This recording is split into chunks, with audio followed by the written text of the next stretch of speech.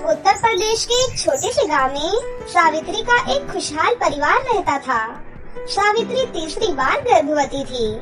उसकी पहले से ही 2 बेटियां थी, रूही और जूही। सावित्री ने जब अपनी तीसरी बेटी को जन्म दिया, उसी दिन सावित्री के पति रोहित की मृत्यु हो गई। सावित्री उसी दिन से अपनी छोटी बेटी खुशबू को मनहूस समझने लगी।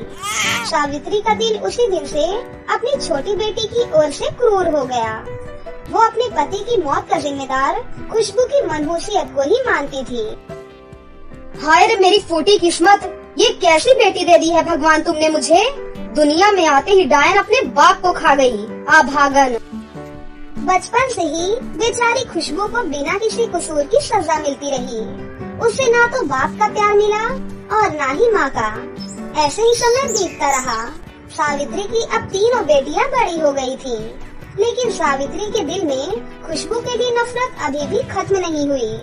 वो अपनी दोनों बड़ी बेटियों को तो बहुत प्यार करती थी, लेकिन खुशबू की तरफ कभी प्यार से देखती भी नहीं थी। एक बार सावित्री मॉल में शॉपिंग करने जाती है और वहाँ से अपनी दोनों बेटियों के लिए बहुत सारे सुंदर सुंदर कपड़े लेकर आती है। रूही और जूही बेटा, कहाँ हो तुम दोनों? ये देखो, मैं तुम दोनों के लिए मॉल से क्या लेकर आई हूँ। ये लहंगा और ये सुंदर सा लाल फ्रॉक। ये लहंगा तो मेरी बेटी रूही पर बहुत जचेगा और ये लाल फ्रॉक ये तो मेरी बेटी जूही की खूबसूरती में 4 चांद लगाएगा। खुशबू भी वहीं दूर खड़ी आस भरी निगाहों से अपनी माँ की तरफ देख रही थी कि शायद उसकी माँ उसके लिए भी कुछ लेकर आई होंगी।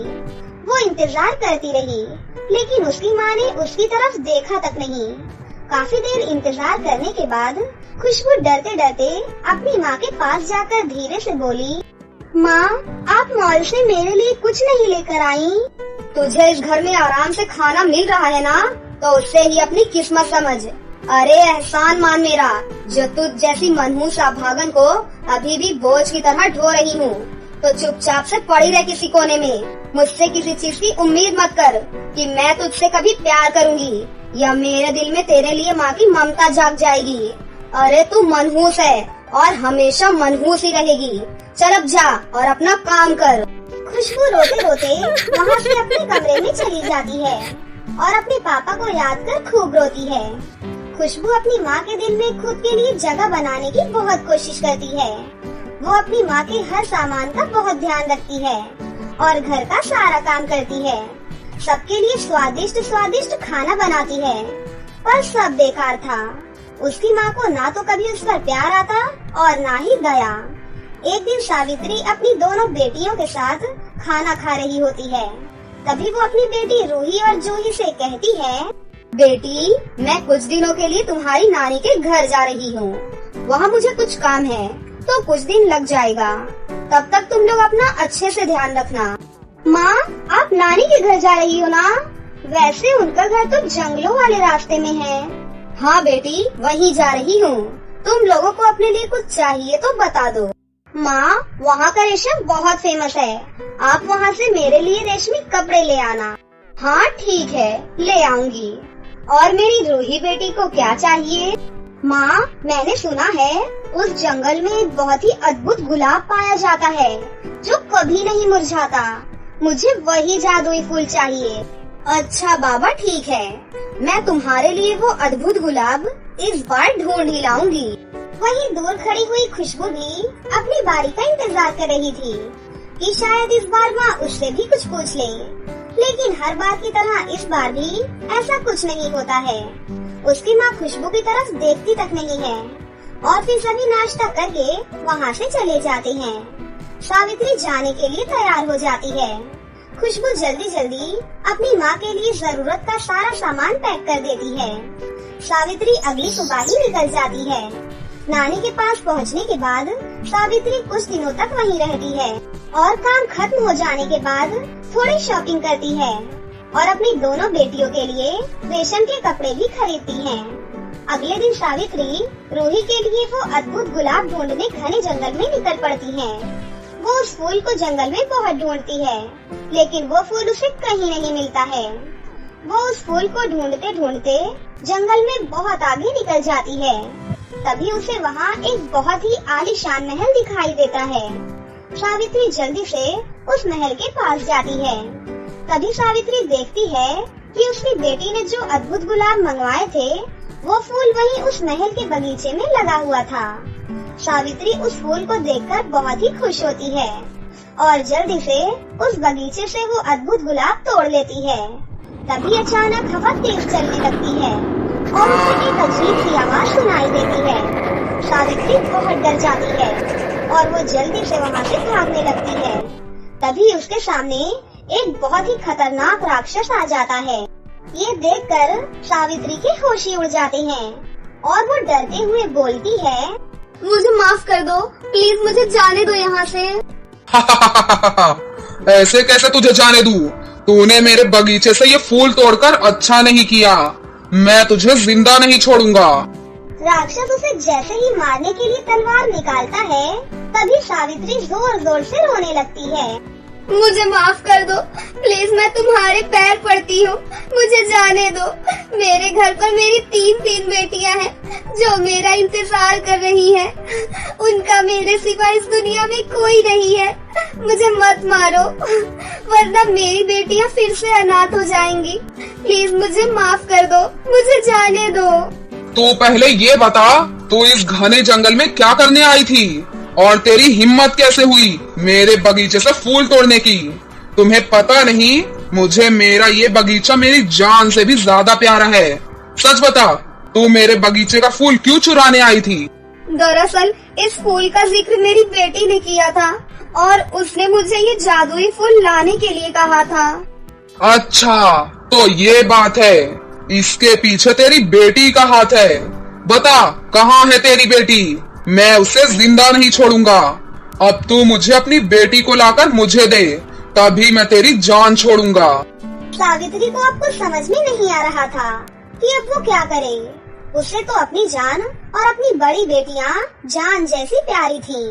तभी उसे एक तरकीब सूझी।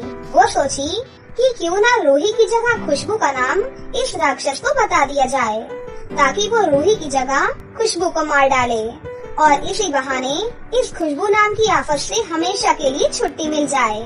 सावित्री यही सोचकर उस राक्षस को अपनी छोटी बेटी खुशबू का नाम बता देती है। अच्छा, तो फिर अब जा और अपनी बेटी खुशबू को मेरे पास लेकर आ। अगर तुम 24 घंटे के अंदर वापस नहीं आई तो मैं तुम्हें जलाकर भस्म कर दूंगा। सावित्री भागते हुए वहाँ से अपने घर आती है और अपनी तीनों बेटियों को आवाज लगाती है। रूही, जूही, खुशबू, कहाँ हो तुम तीनों? जल्दी से मेरे पास आओ। इस बार सावित्री अपनी बड़ी बेटी रूही और जूही की जगह खुशबू को अपने गले से लगा लेती है। ये देखकर खुशबू बहुत ही खुश हो जाती है। उसे लगता है कि आज उसकी माँ ने शायद उसे माफ कर दिया। पहली बार माँ का प्यार देखकर वो बहुत ही ज्यादा खुश होती है। खुशबू बेटी, चलो मेरे साथ, मैं तुम्हें बाहर घुमा कर लाती हूँ। इतना कहकर सावित्री खुशबू को अपने साथ उसी जंगल में उस राक्षस के महल में ले जाती है। राक्षस को सामने खड़ा देख खुशबू बहुत डर जाती है। माँ, मुझे बहुत डर लग रहा है। माँ प्लीज बचाओ।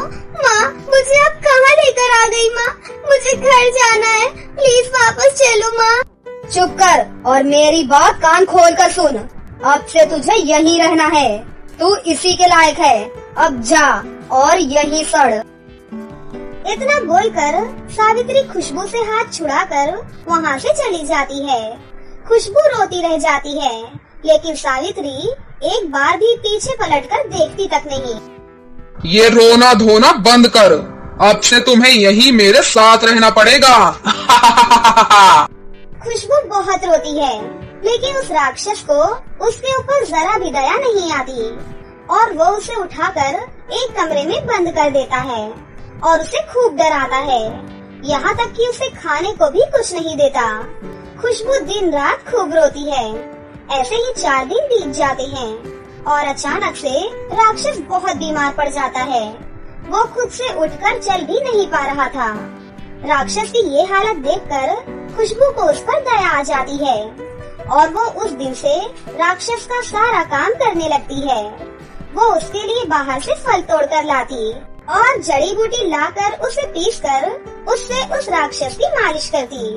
कुछ दिनों की देखरेख के बाद वो राक्षस बिल्कुल ठीक हो जाता है। खुशबू की दरिया दिली से वो राक्षस बहुत खुश होता है। वाह, ये लड़की तो बहुत ही अच्छी है। मैंने इस लड़की के साथ इतना बुरा किया, फिर भी इसने मेरी इतनी सेवा की। राक्षस को अब खुशबू बहुत अच्छी लगने लगती है और धीरे धीरे दोनों में बहुत अच्छी दोस्ती हो जाती है। अब तो राक्षस खुशबू का बहुत अच्छे से ख्याल रखता है। खुशबू को जब भी किसी चीज की जरूरत होती, राक्षस तुरंत उसे अपने जादू से लाकर दे देता। अब खुशबू को किसी भी तरह की दिक्कत नहीं थी। उसे हर रोज तरह तरह के खाने की चीजें मिलती, पहनने के लिए रोज नए नए कपड़े मिलते। वो जो चाहती राक्षस उसे तुरंत अपने जादू से लाकर दे देता। सब कुछ बहुत अच्छे से चल रहा था, लेकिन खुशबू अभी भी बहुत उदास थी। एक दिन खुशबू अपनी माँ और बहनों को याद करके रो रही होती है। राक्षस खुशबू को यूँ रोता देख उसे जादुई शीशा देता है। खुशबू, मुझे पता है तुम अपनी माँ और अपनी बहनों से बहुत प्यार करती हो। ये लो, ये एक जादुई आईना है। इसमें तुम जिसे भी चाहो उसे देख सकती हो। खुशबू सबसे पहले उस जादुई आईने में अपनी माँ को देखती है। उसकी माँ बहुत ही ज्यादा बीमार होती है। ये देखकर खुशबू राक्षस से कहती है, राक्षस जी, मेरी माँ बहुत बीमार है, उन्हें मेरी जरूरत है। प्लीज राक्षस जी, मुझे जाने दो। नहीं, मैं नहीं जाने दूंगा। मैं अकेले तुम्हारे बगैर नहीं रह पाऊंगा। मुझे जाने दो, मैं तुमसे वादा करती हूँ, मैं जल्द ही वापस आ जाऊंगी। खुशबू के कहने पर राक्षस मान गया। फिर वो खुशबू को अपने बगीचे का एक प्यारा सा जादुई गुलाब देते हुए बोला, खुशबू, ये कोई मामूली गुलाब नहीं बल्कि जादुई गुलाब का फूल है।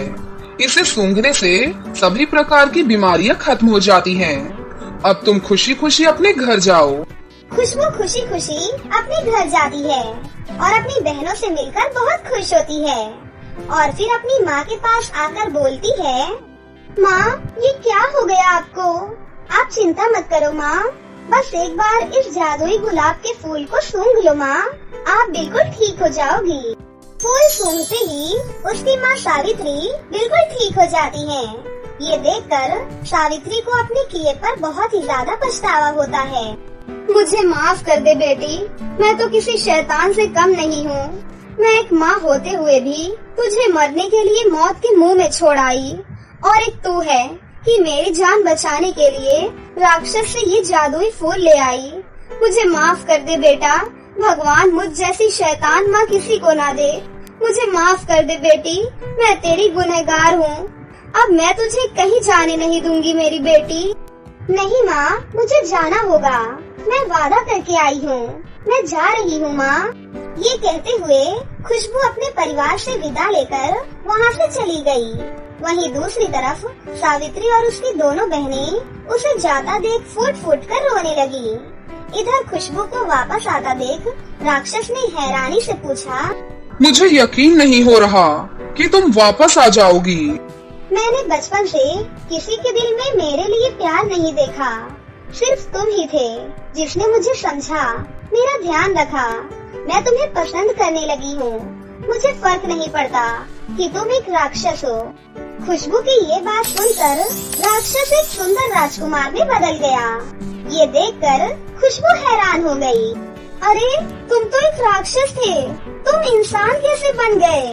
दरअसल मैं भी पहले तुम्हारी तरह एक इंसान था।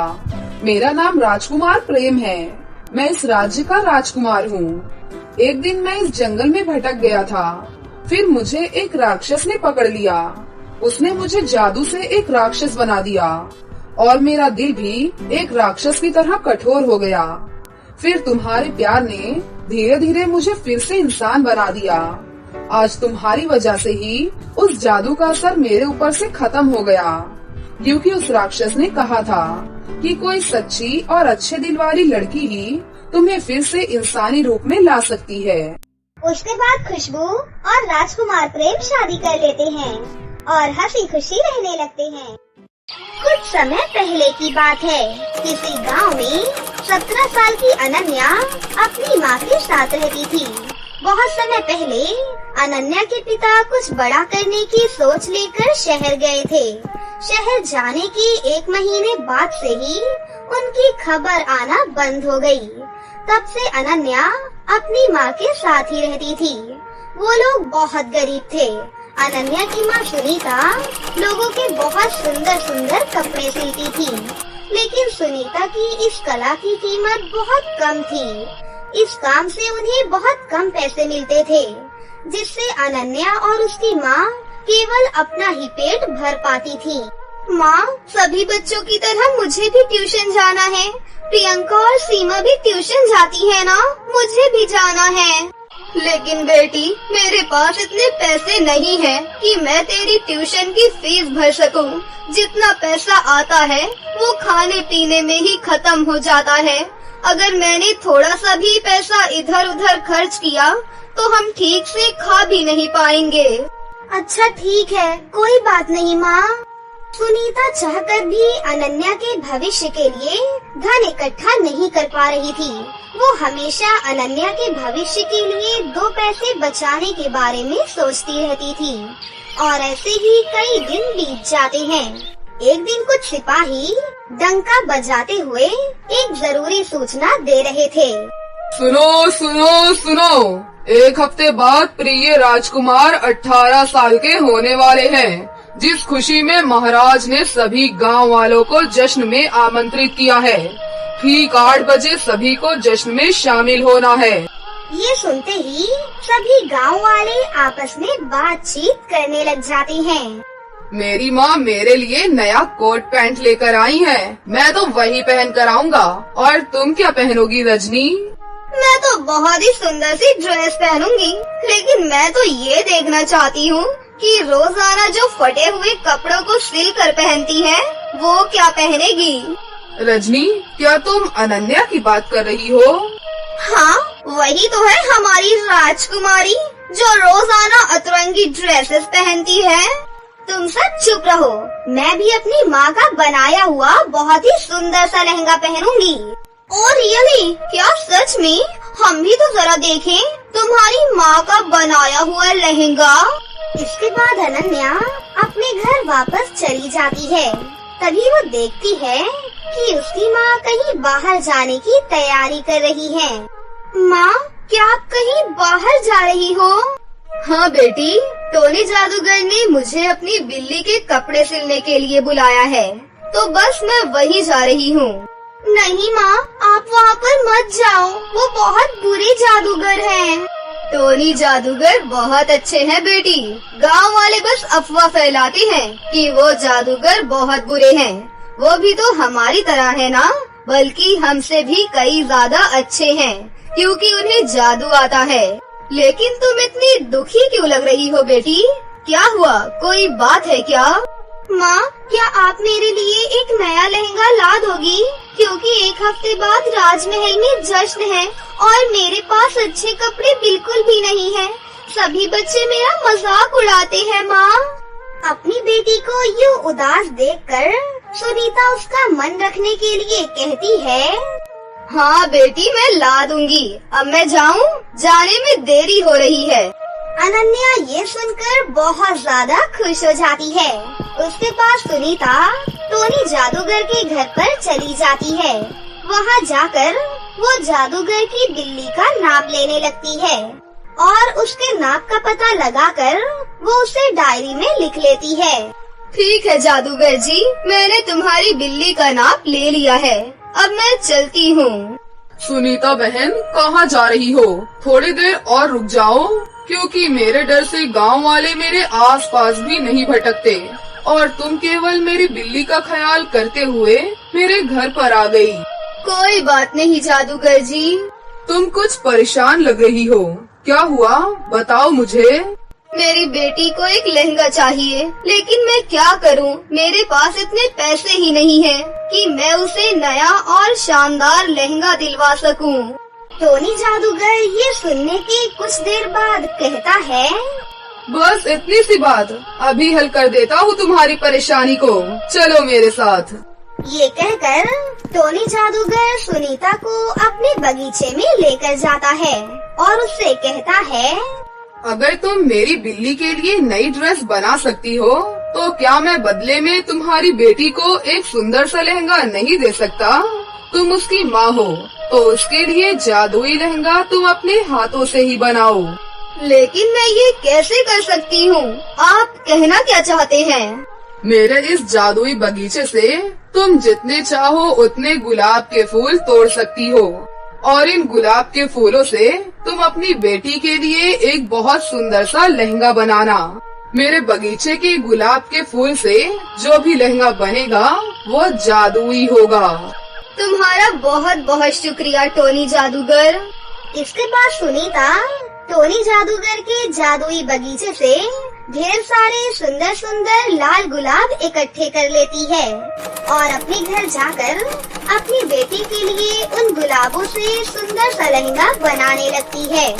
और लहंगा बनाने के बाद वो अपनी बेटी को लहंगा देते हुए कहती है, बेटी ये लो, ये तुम्हारे अरमानों जितना सुंदर तो नहीं है, लेकिन मैंने अपनी ओर से पूरी कोशिश की है कि मैं अपनी बेटी को परी की तरह सुंदर सा लहंगा बनाकर दे सकूं।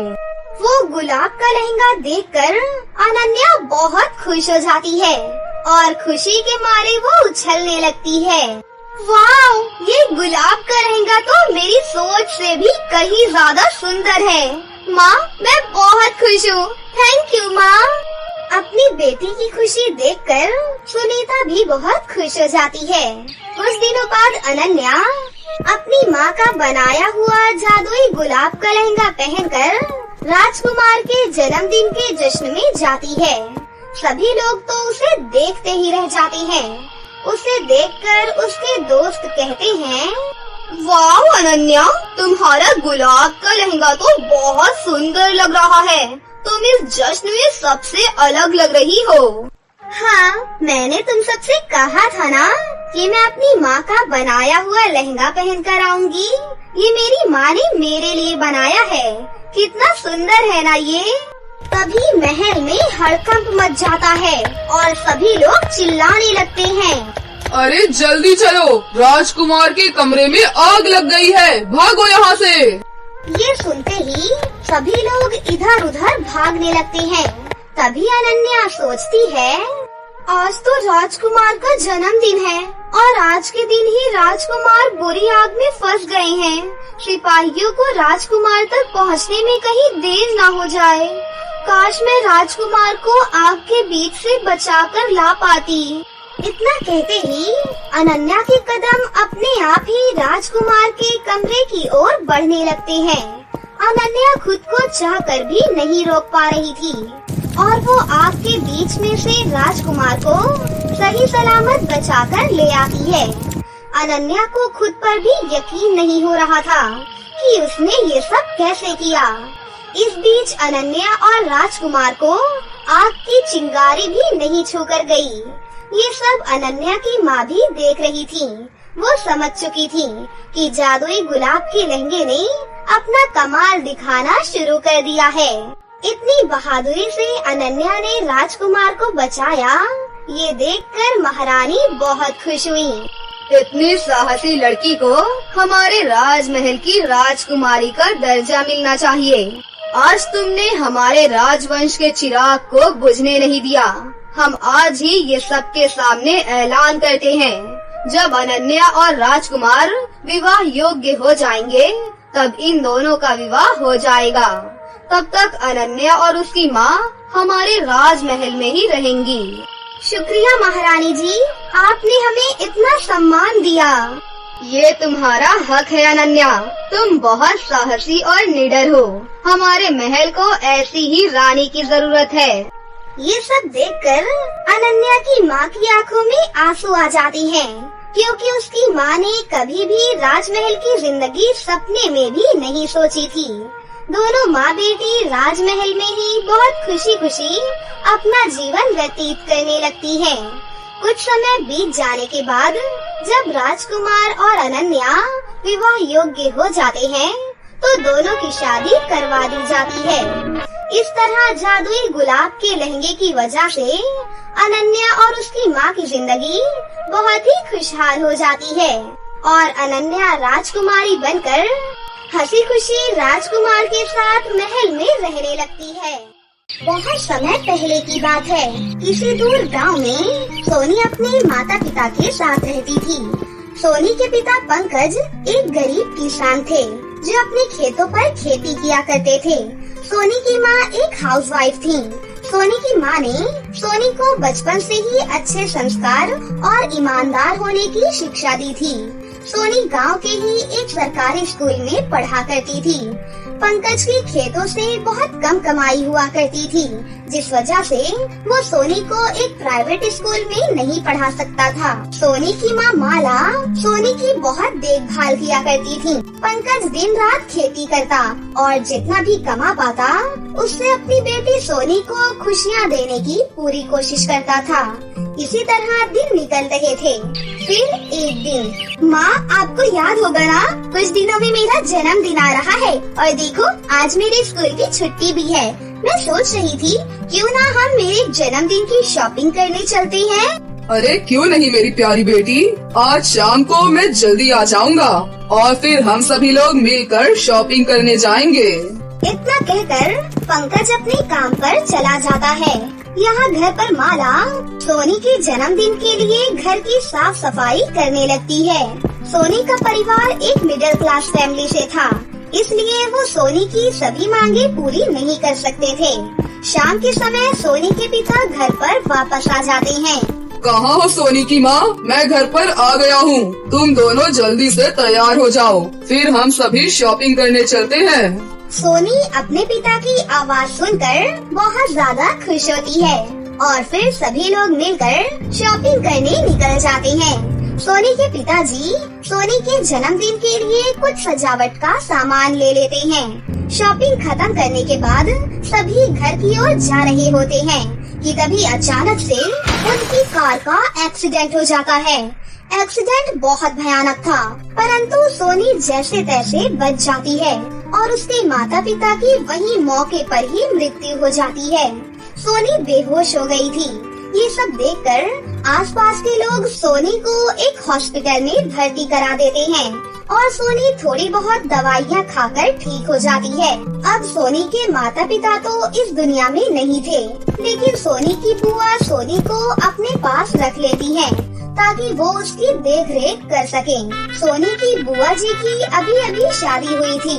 सोनी की बुआ खुशबू अब सोनी को अपने घर ले जाती है, तो उसकी सास उससे कहती है, करमझली, ये तू किसको उठा कर ले आई है? जी ये मेरे भाई की लड़की है और मेरे भैया भाभी का कुछ दिन पहले एक कार एक्सीडेंट हो गया था, जिसमें उन दोनों की मौके पर ही मौत हो गई थी और ये बेचारी अनाथ हो गई है, इसलिए मैं इसे यहाँ ले आई माँ जी। क्यों? क्या हमने कोई अनाथ आश्रम खोल रखा है जो तू इसे यहाँ पर उठा कर ले आई है? एक तो हम तुझे पाल रहे हैं, ऊपर से तेरे पूरे परिवार को भी पाले क्या? देख, चुपचाप जहाँ से इसे लेकर आई है वहीं छोड़कर आ जा, नहीं तो तू भी इस घर से बाहर निकल जा। अपनी सास की इतनी खरी खोटी बातें सुनने के बाद खुशबू वहाँ से सोनी के साथ बाहर निकल जाती है। खुशबू सोनी को अकेला नहीं छोड़ना चाहती थी, क्योंकि सोनी अभी केवल 6 वर्ष की ही थी। खुशबू जंगल में ही एक झोपड़ी में सोनी के साथ रहने लगती है और जंगल से लकड़ियाँ काट कर बाजार में बेचा करती है, जिससे वो अपना और सोनी का गुजारा कर लिया करती थी। इसी तरह दिन बीत रहे थे। एक दिन सोनी के फूफा खुशबू को लेने के लिए आते हैं। देखो खुशबू, तुम्हें इस तरह से माँ की बातों को अपने दिल पर नहीं लेना चाहिए था। चलो अब घर वापस चलो। देखो जी, मैं तो घर वापस चलने को तैयार हूँ, परंतु मैं सोनी को इस उम्र में अकेला नहीं छोड़ना चाहती हूँ, इसलिए मैं यहाँ पर रहने आ गई हूँ।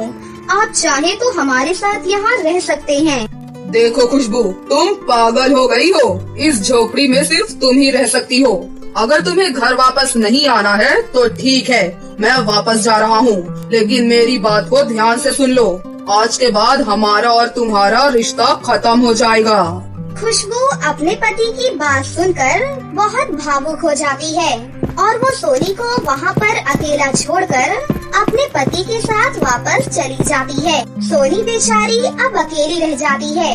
कुछ दिन तो सोनी जैसे तैसे रूखा सूखा खाकर गुजारा कर लेती है, परंतु वो बेचारी अकेली कब तक रहती। सोनी को कुछ समझ में नहीं आ रहा था और वो जंगल में इधर उधर भटक रही थी। चलते चलते वो एक झरने के पास पहुंच जाती है। झरना देखकर सोनी के मन में मरने का ख्याल आता है और वो झरने में कूद जाती है।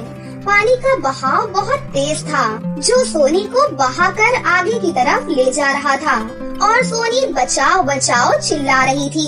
मुझे बहुत डर लग रहा है, बचाओ, कोई तो मुझे बचा लो। सोनी को यूँ डूबता देख आसमान से एक परी देख रही थी। तभी वो सोनी को बचा लेती है और उसे पानी से बाहर ले आती है।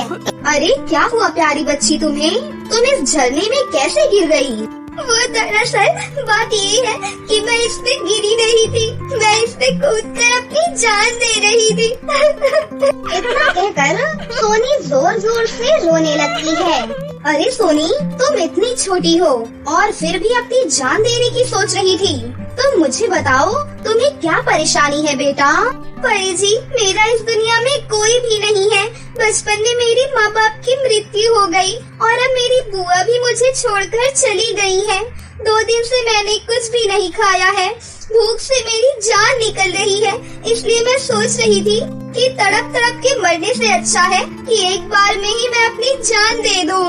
सोनी, मैं तुम्हारी परेशानी समझ गई हूँ। देखो, अब मैं तुम्हारी मदद करती हूँ।